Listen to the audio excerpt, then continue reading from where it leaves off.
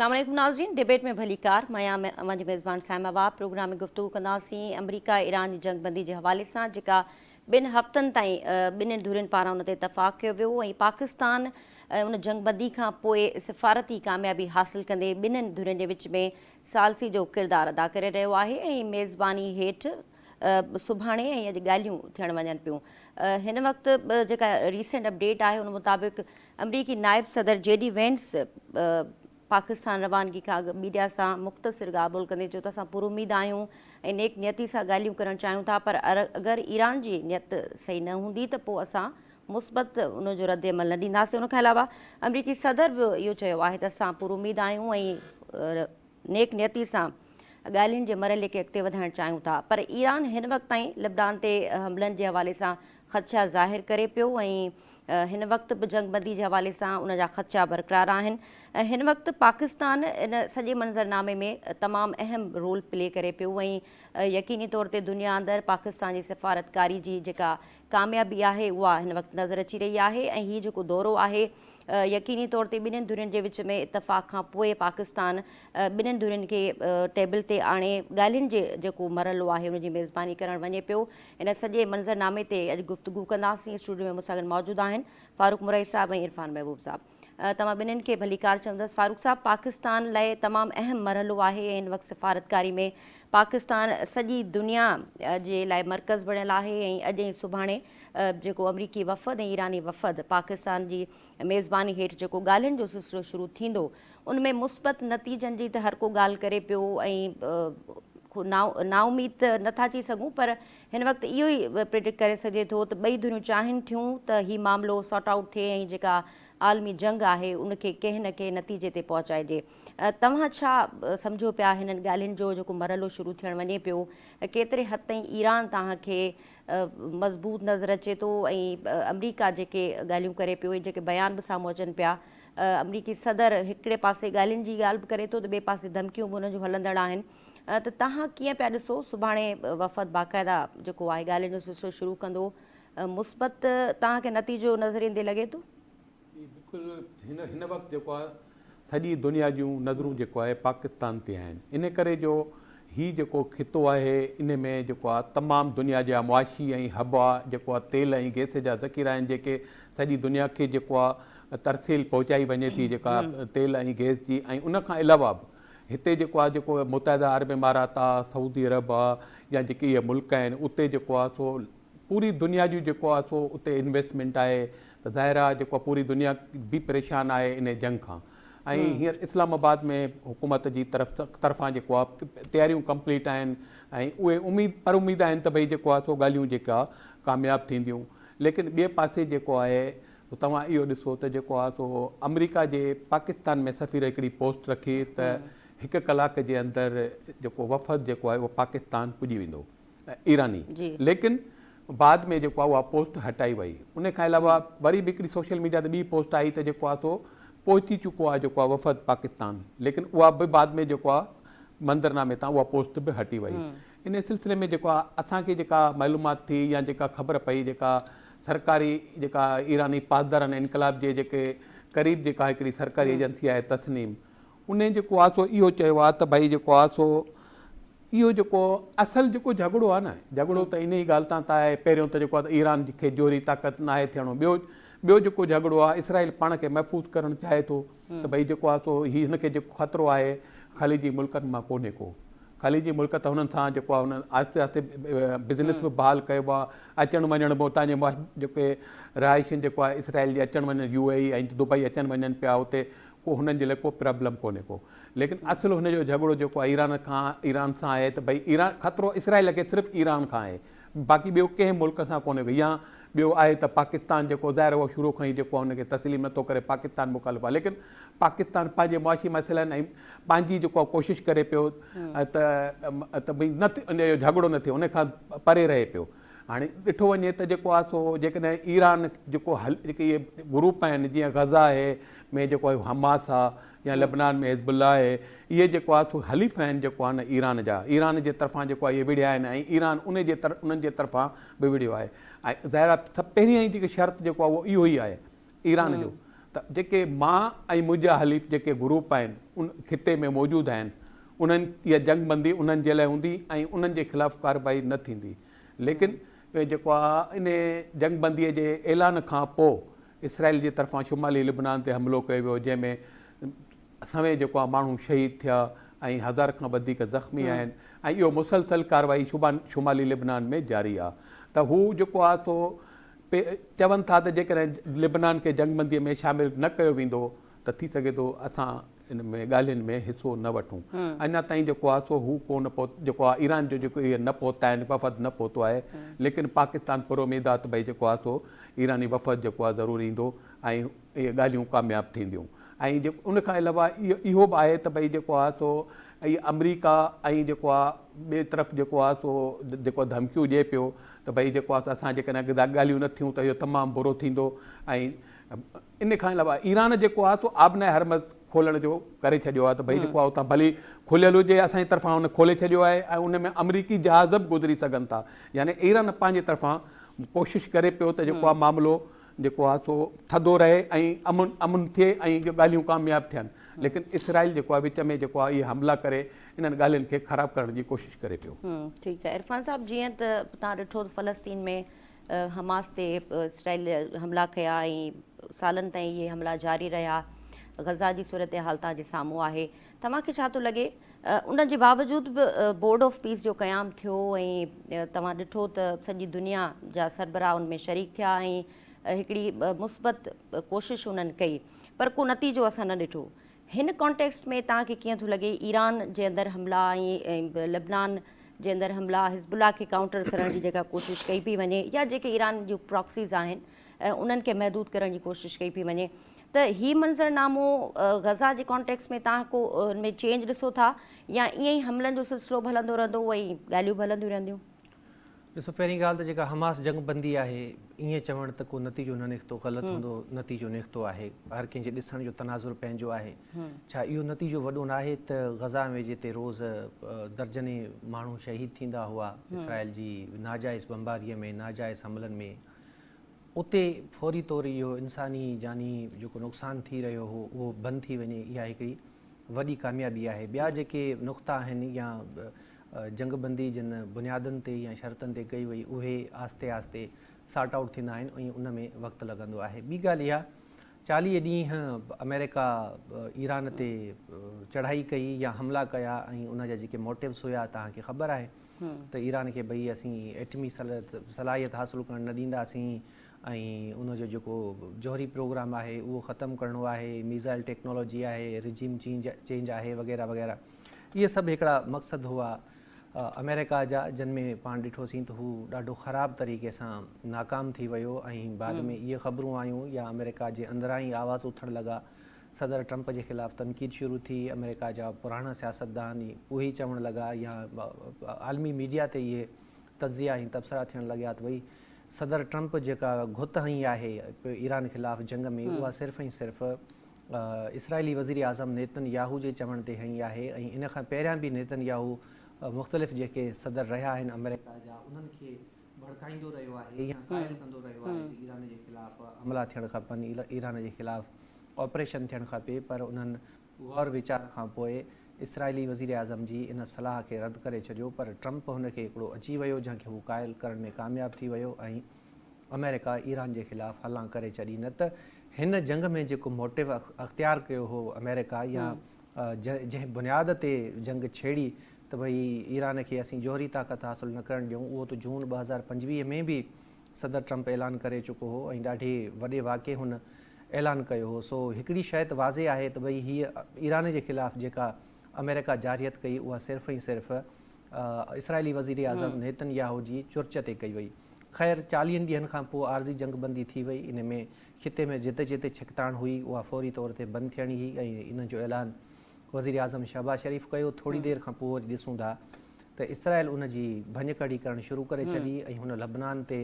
हमला कया जंहिंजे नतीजे में समें जेके माण्हू आहिनि उहे वीचारा शहीद थी विया ऐं पूरी दुनिया उन जी मज़म्मत कई। ऐं ईरान बि इन ॻाल्हि ते ज़ोर ॾिनो त भई हीअ त आरज़ी जंगबंदी वारे मुआहिदे में शामिलु हुआ ऐं कीअं थो इसराइल इन ते हमला करे सघे। ऐं हुन हिकिड़ो मुतालबो कयो, पाकिस्तान खे दरख़्वास्त कई, मुख़्तलिफ़ मुल्कनि अपील कई पाकिस्तान खे, गॾोगॾु डोनाल्ड ट्रंप खे बि त इहे हमला रोकराया वञनि। ऐं पोइ पाण ॾिठोसीं त काल्ह जी शायदि ख़बर आहे त नेतन्याहू पंहिंजी कैबिनेट खे हिदायतूं ॾिनियूं त भई तव्हां लबनान सां ॻाल्हियुनि जो जेको सिलसिलो आहे उहो शुरू करे छॾियो। गॾोगॾु इसराइली वज़ीर आज़म इहो बि मौक़ुफ़ अख़्तियार कयो त लबनान में हिज़बुल्लाह जे ख़िलाफ़ु असीं कार्रवायूं कयूं पिया ऐं हिज़बुल्लाह खे एज़ अ टेररिस्ट हू कंसीडर कनि था इसराइली। ऐं इन्हनि इहे जेके कार्रवायूं, हमला या बमबारी या जेके शहादतूं थियूं उनखे हू जाइज़ सम्झनि था। ॻाल्हियुनि जूं हिदायतूं ॾिनई, गॾोगॾु इहो बि चयईं त भई लबनान ते असांजी जेका हमला आहिनि या बमबारी आहे उहा असां जारी रखंदासीं। अॼु थोरी देरि पहिरियां ग़ालिबन ईरानी स्पीकर जेको क़यादत कंदो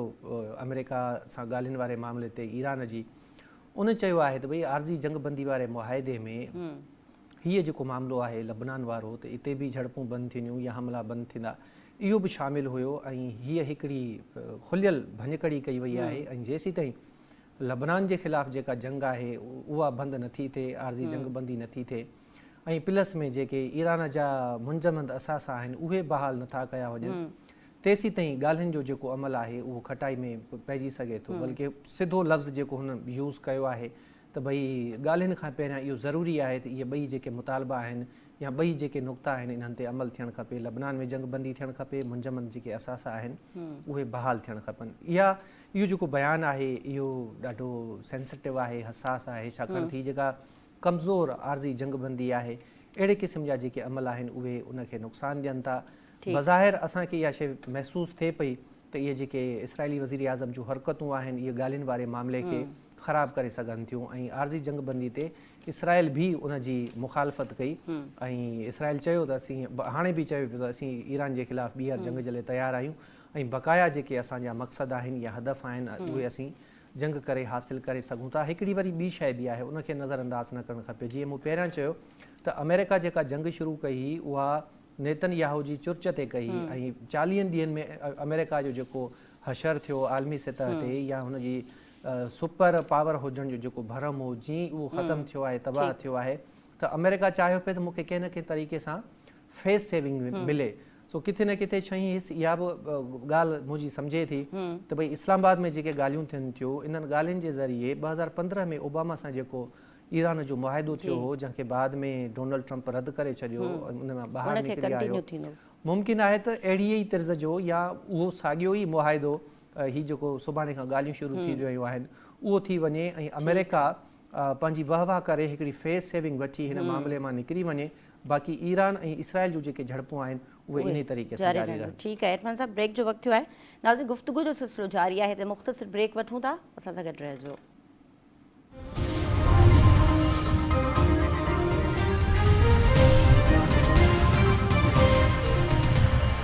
नाज़रीन, भलीकार चऊं था तव्हांखे ऐं गुफ़्तगू जो सिलसिलो जारी रखंदे फारूक साहब तव्हां खां सवाल हूंदो त हिन वक़्तु ॻाल्हियुनि जो जेको मरहलो आहे उहो अॼु खां शुरू थियणु वञे पियो ऐं वफ़ जी सतह ते ॻाल्हियूं थींदियूं। इन खां अलावा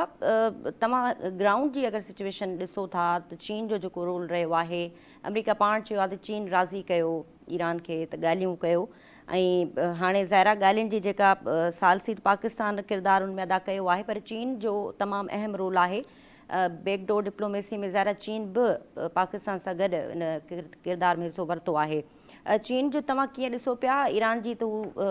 गारंटी खणी सघे थो, पर अमेरिका जी गारंटी केरु खणंदो ऐं जेको मुआहिदो थींदो उनखे वरी इम्प्लीमेंटेशन जे लाइ बि ज़ाहिरा हिकिड़ो फ्रेमवर्क ठाहियो वेंदो, त जेको ईंदड़ मरहला आहिनि इन्हनि ॻाल्हियुनि जा उनखे तव्हां कीअं पिया ॾिसो? इहे मुआहिदे खां पोइ शयूं एग्ज़ीक्यूट कीअं थींदियूं ऐं सालसी जो किरदारु केरु अदा कंदो, अमेरिका कंहिंजे चवण ते अमल दरामद कंदो, त तव्हां कीअं था ॾिसो मुस्तक़बिल इन मामलनि जो? पर बाक़ी जेको आहे इहो हिकु मुश्किल जेको आहे हीउ मुआहिदो आहे जंहिंमें जेको आहे ईरान खे मजबूर कयो पियो वञे त हू जेको आहे सो पंहिंजा जेके हिन जा हलीफ़ जेको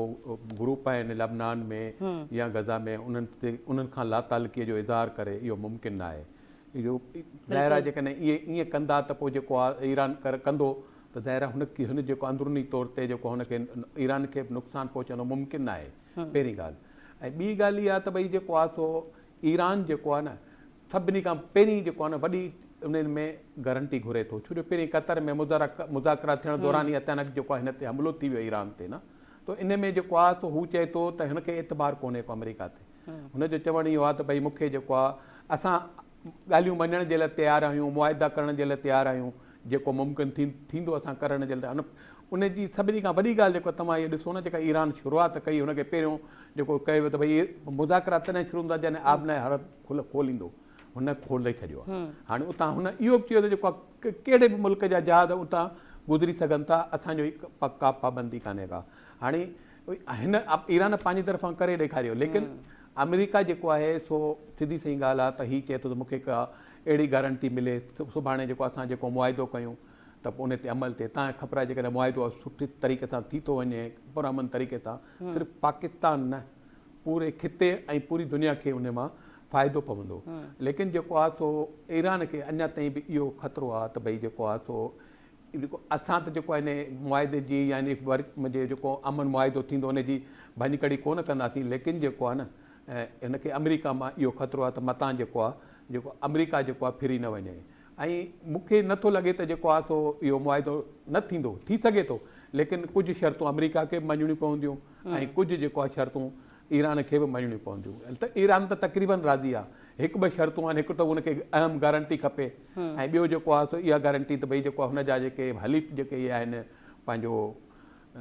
इहे ग्रुप आहिनि उन्हनि ते न हमिलो कयो वञे, न कयो वञे। बाक़ी उन खां पोइ जॾहिं इन ते अमल थी वियो त अॼु ख़ुदि जेको आहे हुनजे मथां जेके पाबंदियूं ऐं जेका हुनजे जेके कब्ज़े में आहिनि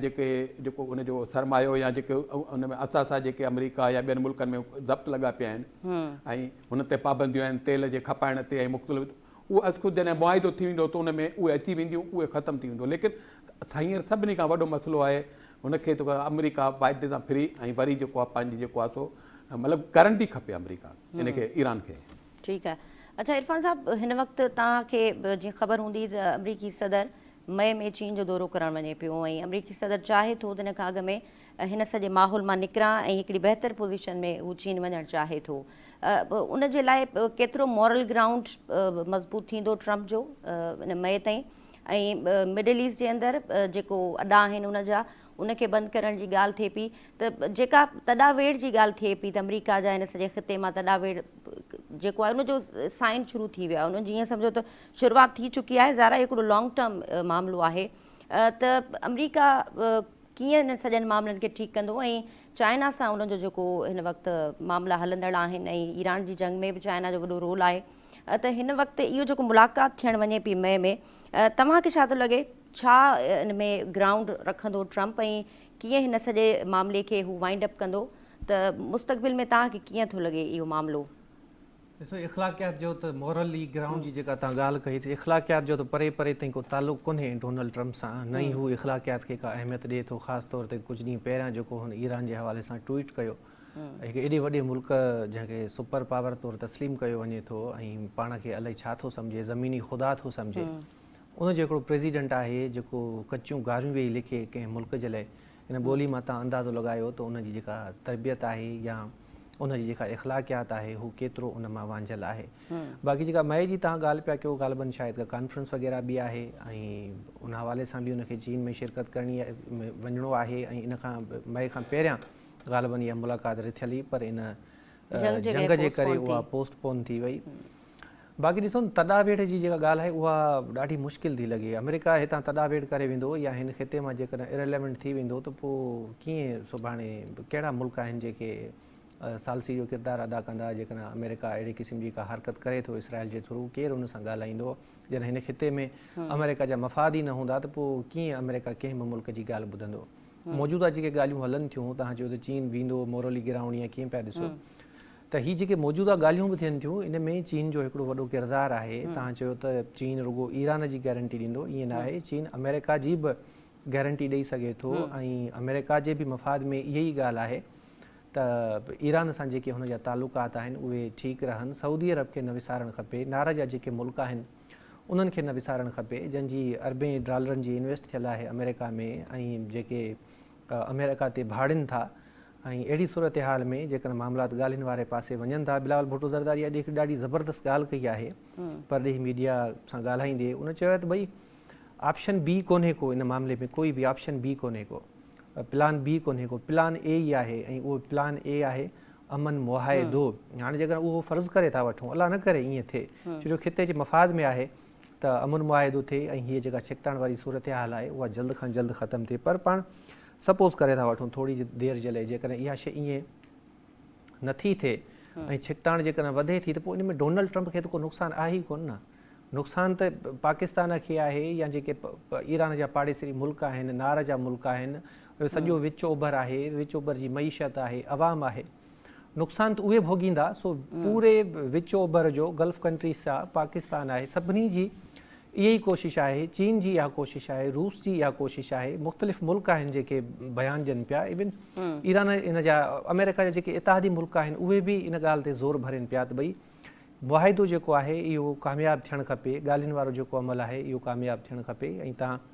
ॾिसंदो जीअं मूं पहिरियां बि चयो त जीअं ओबामा हिकिड़ो मुआहिदो कयो ईरान सां, त घणेई भाङे इन ॻाल्हि जी उमेदु आहे त जेको ॻाल्हियुनि वारो अमल आहे उहो कामयाबु थी वेंदो, छाकाणि त हीउ जेको अमेरिकी नायब सदर JD वैंस अचे पियो, इहो ॻाल्हियुनि जी क़यादत कंदो या पाण खणी चऊं त ॻाल्हियुनि वारे अमल में बि शामिलु आहे। इन खे बि ॾाढो सुठे तरीक़े सां ॾिठो पियो वञे, छो जो JD वैंस उन्हनि माण्हुनि में शामिलु आहे जन ईरान जे ख़िलाफ़ जंग जी मुखालफ़त कई हुई ऐं ईरान सम्झे थो त जेकॾहिं ॻाल्हियुनि जो आगाज़ थींदो या ॻाल्हियूं जेकॾहिं ॻाल्हियुनि जो अमल हिकिड़ो शुरू थियो आहे या अमेरिका राज़ी थियो आहे त ज़रूरु इन में किथे न किथे संजीदगी हूंदी। सो JD वैंस जो अचणु ऐं होॾां ईरान जो बि अचणु मूंखे लॻे थो त ॻाल्हियूं जेके आहिनि उहे घणी हद ताईं कामयाबु थी वेंदियूं। तोड़े जो ॿई धुरियूं हिक ॿिए ते बेतमादी ज़ाहिर कनि थियूं। JD वैंस बि पाकिस्तान रवानगी खां पहिरियां चयो आहे त भई जेकॾहिं अमेरिका कंहिं क़िस्म जी ईरान जेकॾहिं कंहिं क़िस्म जी चालाकी कई त पोइ असांजी जेका मुज़ाकराती टीम आहे उहो को हाकारी रद्दमल न ॾींदी। अहिड़े ई तरीक़े जा ईरान बि बयानु ॾिए पियो, परॾेही वज़ीर आहे ईरान जो जेको इराक़ची साहिबु ऐं ईरानी पार्लियामेंट जो जेको स्पीकर आहे उन बि इहा ॻाल्हि कई आहे त अमेरिका ते असांखे एतबारु कोन्हे, डोनाल्ड ट्रम्प ते असांखे एतबारु कोन्हे, पर असीं अचूं पिया। इन में पाकिस्तान जो यकीनन तमामु वॾो रोल आहे, छो जो जंगबंदीअ खां पोइ जॾहिं लबनान ते हमला थिया ऐं थोरी देरि खां पोइ त वरी ईरानी हिकिड़े उहिदेदार ग़ालिबन इराक़ची या जेको स्पीकर आहे ईरान जो, हा, उन बयानु ॾिनो त भई असीं त हदफ़ तय पिया कयूं त असांखे इन जो जवाबु ॾियणो कीअं आहे, पर असीं पाकिस्तान जी दरख़्वास्त ते चुप अख़्तियार कई। सो पाकिस्तान जो जेको किरदारु आहे, जहिड़े तरीक़े सां ईरान पाकिस्तान खे हाकारी मोट ॾिए पियो या ॻाल्हि मञे पियो ऐं जहिड़े तरीक़े सां अमेरिका पाकिस्तान खे मोट ॾिए पियो, सूरत हाल त ईअं नज़र अचे थी त जेके मामलात आहिनि उहे लबनन वारा बि तव्हां ॾिसंदव त उहो कुझु वक़्त जे लाइ सही पर हल थी वेंदा, छो जो थोरी देरि जी वावेले खां पोइ डोनाल्ड ट्रम्प ते वञी ॻाल्हि पती ऐं हुन राब्तो बि कयो लचक बि ॾेखारी आहे ऐं फेस सेविंग मूव आहे, फेस सेविंग अमेरिका खे वठी सेफ एग्जिट खपे। बिल्कुलु मुराई साहब आख़िर में कुझु ऐड करणु चाहियो? बसि हींअर इस्लामाबाद में जेको आहे सो पाकिस्तान खे जेको आहे वफ़दनि जो इंतज़ारु आहे, उते जेका रेड ज़ोन में सिक्योरिटी जेको आहे सो सख़्तु आहे, पार्लियामेंट ऐं जेको आहे उन खां अलावा जेको हुते पंहिंजा ऐवान सदर आहे जिते मुज़ाकरात थियणा आहिनि उते बिल्कुलु रुकावटूं जेको आहे खड़ी मतिलबु थियल लॻाए छॾियूं अथनि ऐं उन खां अलावा जेको उते जेके मीडिया टीम्स मौजूदु हुयूं उन्हनि खे उतां जेको आहे सो हटायो वियो आहे। ऐं पाकिस्तान जेको आहे हींअर सॼी दुनिया में जेको आहे हिकिड़ो सालस जे जेके नज़र सां जेको आहे पसंदीदगी माण्हू जेको ज़ाहिर कनि पिया उन ते जेको आहे जेको मीडिया जे ज़रिए। ऐं उन में हिकिड़ी ॿी ॻाल्हि तव्हांखे ॿुधायां त भई इहे जेको आहे बैन अवी जेके सहाफ़ी ऐं मीडिया टीमूं आहिनि उन्हनि खे जेको आहे सो ऑन अराइवल यानी जेके एयरपोर्ट ते अचनि उन्हनि खे वीज़ा मिली वेंदो इन जे लाइ कवरेज जे लाइ। इहो बि हिकिड़ो इंतज़ाम कयो आहे हुकूमत जी तरफ़ां। इहो तमामु हिकिड़ी बहितरीनु जेको आहे सो इस्लामाबाद में जेको आहे सो महिमान नवाज़ीअ जे लाइ जेको आहे उहो तमामु जेको आहे पाकिस्तान हींअर बिल्कुलु तयारु आहे ऐं पाकिस्तान जी कोशिशि आहे त इहा जेके मुज़ाकरात कामयाबु थियनि ताकी पंहिंजे खिते में अमन। ठीकु आहे मोरे साहब तव्हांजी, इरफान साहब तव्हांजी वॾी महिरबानी, तव्हां वक़्तु ॾिनो। नाज़रीन, प्रोग्राम की गुफ़्तगू तव्हां ॿुधी अमरीका ईरान जी जंगबंदी लाइ सॼी दुनिया हिन वक़्तु नेक ख़्वाहिशुनि जो इज़हार करे पई ऐं असांजी बि दुआ आहे त हीउ जेको ॻाल्हियुनि जो पहिरियों मरहलो आहे उहो कामयाबी सां ऐं ख़ैर ख़ैरियत सां अॻिते वधे। नाज़रीन, डिबेट में फ़िलहाल एतिरी इजाज़त। अल्लाह हाफ़िज़।